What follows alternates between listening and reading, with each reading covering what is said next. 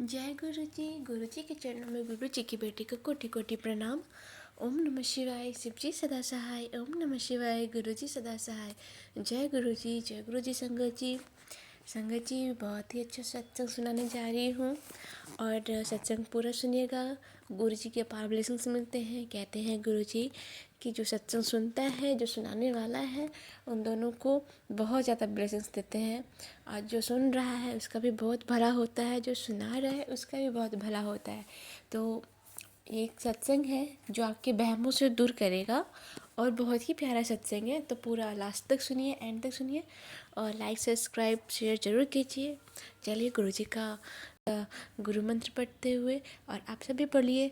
ओम नमः शिवाय। शिव जी सदा सहाय। ओम नमः शिवाय। गुरु जी सदा सहाय।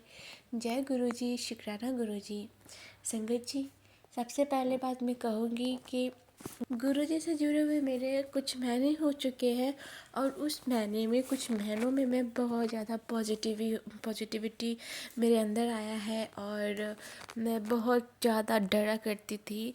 तो मुझे अब डर नहीं लगता। मैं आप सबसे कहूँगी कि जब से मेरे घर में, मेरा घर क्या, ये तो गुरु पा का ही घर है, तो जब से घर में गुरुजी आए हैं तब से मेरे घर की रौनकें बदल गई है। इतना ज़्यादा पॉजिटिव वाइब्स, इतना ज़्यादा पॉजिटिविटी होता है ना घर में कि मैं क्या बताऊँ।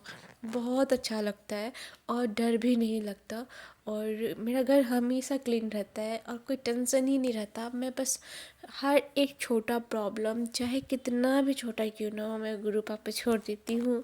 कहती हूँ गुरु पापा आपकी बेटी को ये प्रॉब्लम है, आप देख लीजिए।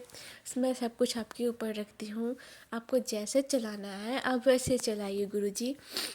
और गुरु जी के सामने हमेशा बैठ कर के उनसे बातें करना अच्छा लगता है। जो आप बात किसी से नहीं कह सकते, चाहे आपके हस्बैंड ही क्यों ना हो, आपके माँ बाप ही क्यों ना हो, भाई बहन या फ्रेंड ही क्यों ना हो, आप उन लोगों से नहीं कह पाते तो आप गुरु जी के पास जाकर के बैठ के बातें कीजिए, उनसे अपना दुख शेयर कीजिए। गुरुपा हमेशा सुनते हैं और हमेशा नया रास्ता दिखाते हैं जो आपका कोई और नहीं करेगा, जो आपके गुरुपा करके दिखाएंगे। तो संगत जी, आप किसी वहम में मत पड़िए, बस गुरु जी के पास जाकर के बैठिए, उनसे बातें कीजिए, उनको अपना दुख शेयर कीजिए, उनसे सारी प्रॉब्लम्स बताइए। मैं कह रही हूँ गुरुपा आपका रक्षा, आपका हर एक छोटा सा प्रॉब्लम से कैसे दूर करेंगे ना, आपको रास्ता दिखाएंगे। मैं बता नहीं सकती, गुरु जी इतने अच्छे हैं। संगत जी, लोग कहते हैं कि भाई तू ये करेगा तो ऐसा होगा, नहीं करेगा तो ऐसा होगा। ये सब वहमों से आप सब दूर रहिए और गुरु जी का ध्यान लगाइए और गुरु जी का मंत्र जप करते रहिए। गुरु जी का मंत्र में इतना पावर है कि वो लाश को भी वो जिंदा कर सकता है।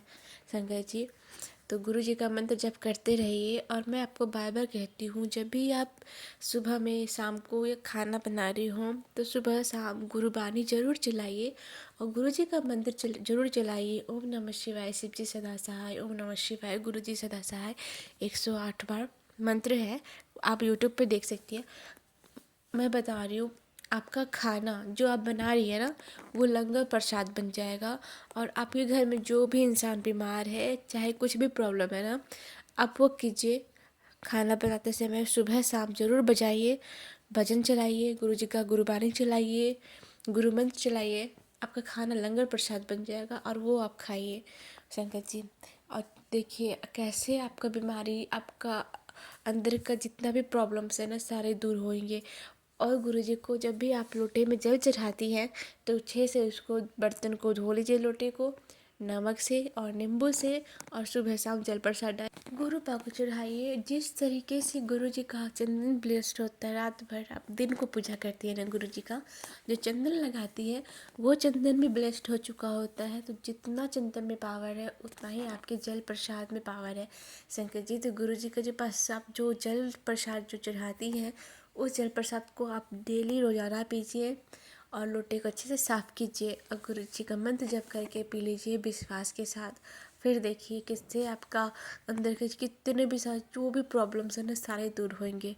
और आपको घुटने में दर्द भी होता है तो गुरु जी का जो चंदन है उसे आप अच्छे से साफ़ कीजिए और डेली सुबह जब आप गुरु जी का पूजा कर रही हैं तो डेली सुबह आप गुरु जी का स्वरूप को साफ़ कीजिए। अच्छे से चंदन लीन जो आप लगाती हैं उस चंदन को अच्छे से डब्बे में रख लीजिए और गुरु जी का जल प्रसाद लेकर के उसका लेप बना करके आप घुटने में लगा करके रखिए और दर्द ठीक हो जाएगा संगत जी।